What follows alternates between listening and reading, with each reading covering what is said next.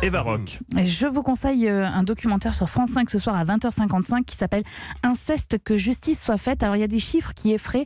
4 millions de Français seraient concernés par l'inceste, un tabou dans notre société qui pousse souvent les victimes à ne pas porter plainte. Un seul 10% le font et malheureusement moins de 2% des affaires aboutissent à une condamnation. C'est la réalisatrice Audrey Glohagen qui donne la parole à plusieurs filles et femmes victimes des agissements d'un membre de la famille, comme Emeline, 12 ans, qui a eu le courage de dénoncer les actes de son grand-père. Je me souviens juste que ça a commencé à mes 4 ans et que mon grand-père a commencé à faire des choses qu'on n'avait pas le droit de faire sur un enfant.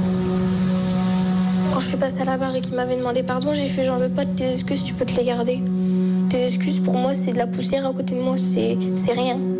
Alors l'homme a été condamné à 8 ans de prison ferme. Emeline, elle gardera ses blessures à vie.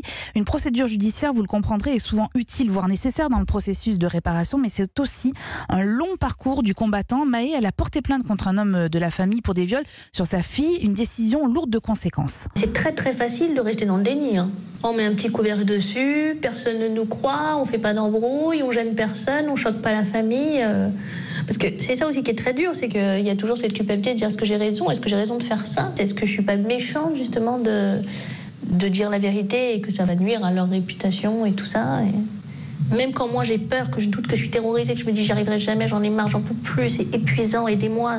Ma fille elle me montre qu'il faut continuer, il faut pas lâcher, c'est maintenant qu'il faut le faire. Alors il y a dans ce documentaire une forme de délicatesse rare, une façon d'aborder ce sujet si difficile avec attention et sans jugement. Alors à travers les témoignages, tous différents, le téléspectateur comprend aussi la quasi-impuissance de la justice à gérer ses affaires, où la parole de l'un l'emporte toujours sur l'autre, où l'absence fréquente de preuves complexifie les dossiers. Sachez par ailleurs qu'Olivier Delacroix consacrera son émission à ce sujet de 15h à 16h sur Europe 1.